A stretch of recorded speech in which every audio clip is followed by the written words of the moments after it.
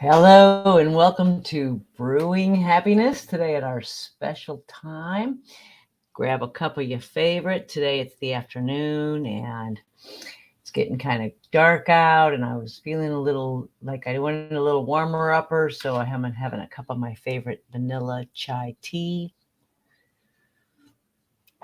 Oh, so hot with a little honey. Well, are you admiring my new headpiece? Yes, yes, yes. I am the Queen of Happiness, and the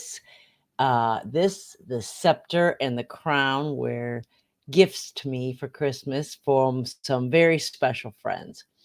And well, first of all, I was so delighted. I decided that I could not appear on the air without sharing this wonderful gift.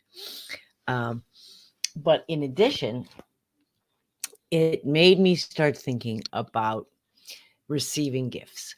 Do you ever have you ever received a gift and or let's just say receiving in general? Have you ever received, for instance, a compliment, and your answer is, "Oh, this old thing," or "It was no big deal," or someone gives you a gift and you didn't give them one. So, anyway, the art of receiving. That's what we're going to talk about today. Hi, I'm Tina Ann, the Queen of Happiness. Just for 1 second more, the Queen of Happiness, and that's what we're going to talk about today. As the giving season swings into full swing. Uh, okay, that was bad, but you know what I mean. We think a lot about giving. It is better to give than to receive. We're all taught that. You know, the bigger person, the better person, the giving is better than receiving. But it started to occur to me that when we say it's better to give than to receive, I'm going to be the giver, where we are always the giver, that we then start assigning the idea that the receiving is somehow bad. It's good to be a giver. It's not so good to be a receiver. And this can color things, because if you're dealing with self-esteem or self-worth or feeling worthy, then receiving is probably hard for you.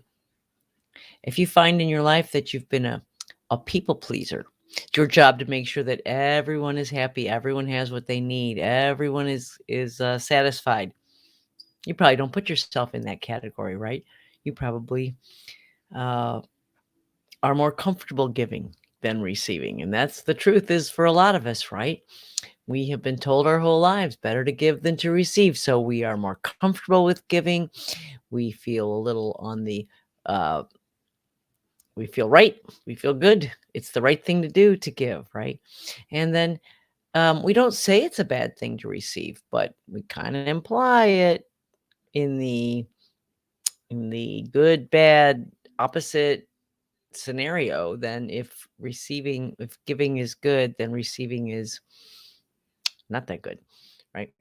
So I started looking into this because so the conversation started with a compliment, and realizing that uh, shirking off a compliment or shaking off a compliment or not receiving a compliment, well, first of all, it's a disservice to the giver, right? A compliment is a gift, and it's a verbal gift, but the same idea goes whether we're talking about a compliment or an actual gift.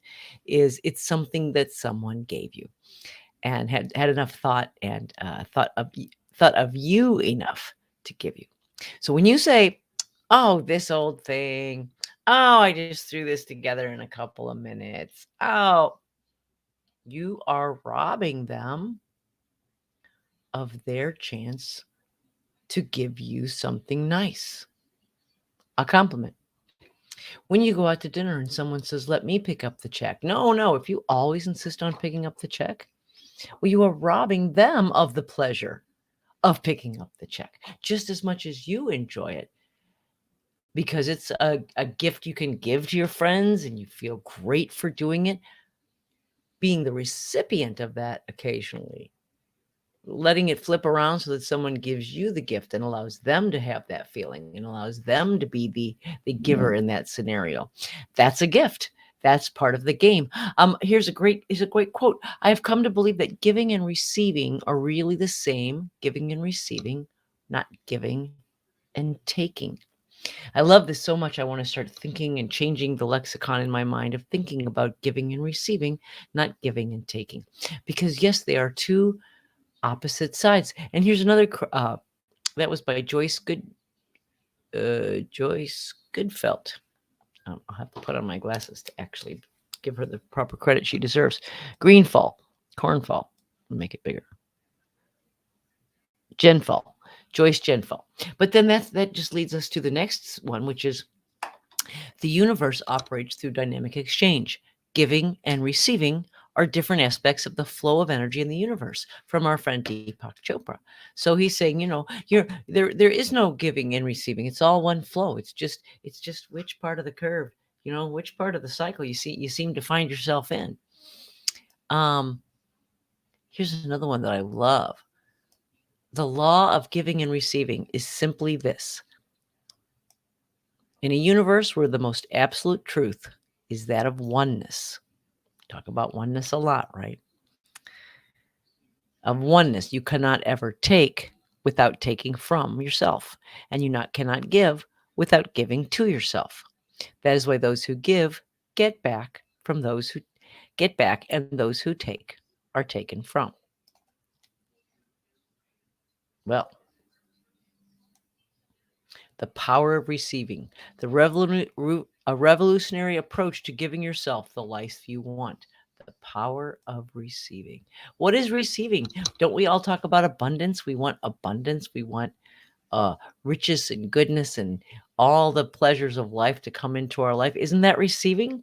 Isn't when we send a message that we're not worthy to receive, or we deflect receiving, aren't we saying to the universe, oh, that abundance, that's for everybody, not for me? We're deflecting receiving. This is kind of monumental to me, and I wanted to share that with you today. So a couple of thoughts here.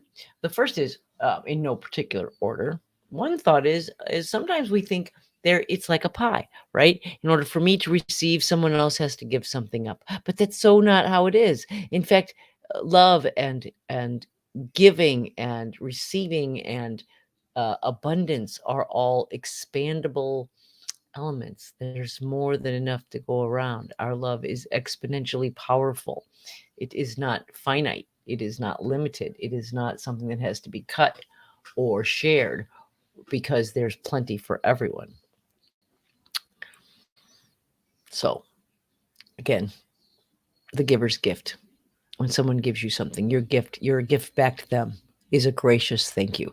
When the girls gave me the crown and the scepter to go along with my persona of the Queen of Happiness, I gushed, I screamed, I yelled, because I was, well, first of all, the gift made me so happy, of course, but because a great gift deserves a great reception, right? A great gift deserves a little fuss. The giver wants to feel good for the thought, the action, the giving. Your gift back is to receive graciously.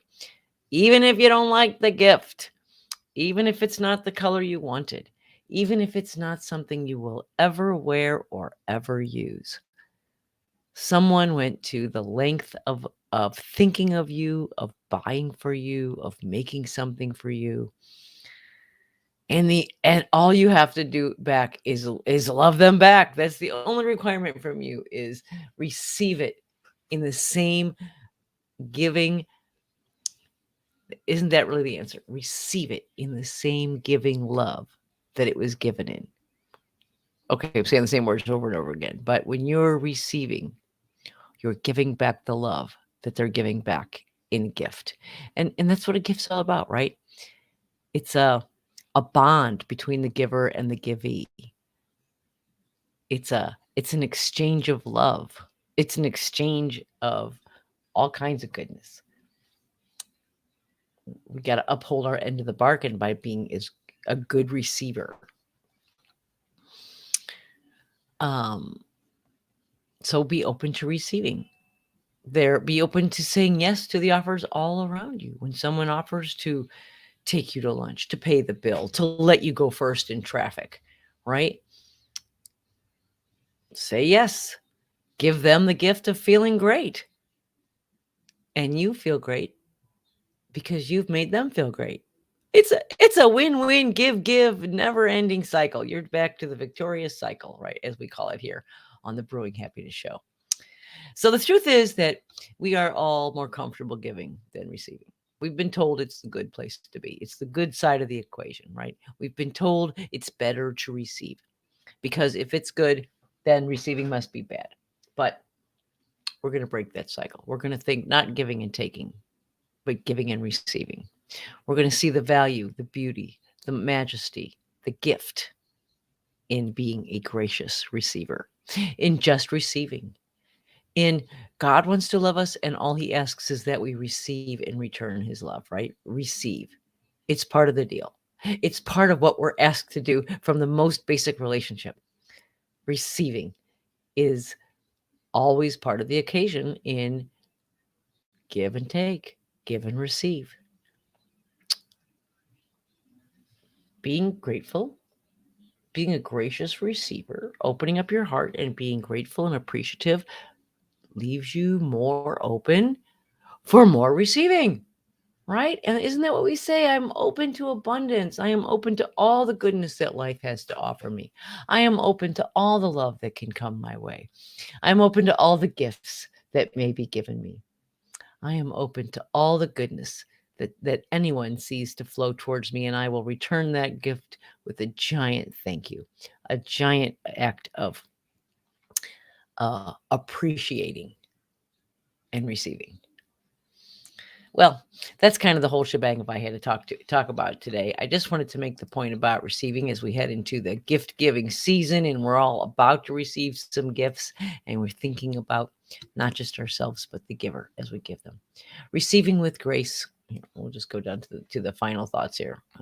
Except I'm going to have, well, technical issues. Receiving with grace is beautiful. It allows someone the opportunity to give and blesses both giver and receiver. From Zen Moments. Giving and receiving. And here's our final quote is from Brene Brown. Good old Brene, always has something to say. Until we can receive with an open heart, we are never really giving with an open heart. When we attach judgment to receiving help, we knowingly or unknowingly attach judgment to giving help. Right? I'm going to go back to the statement earlier.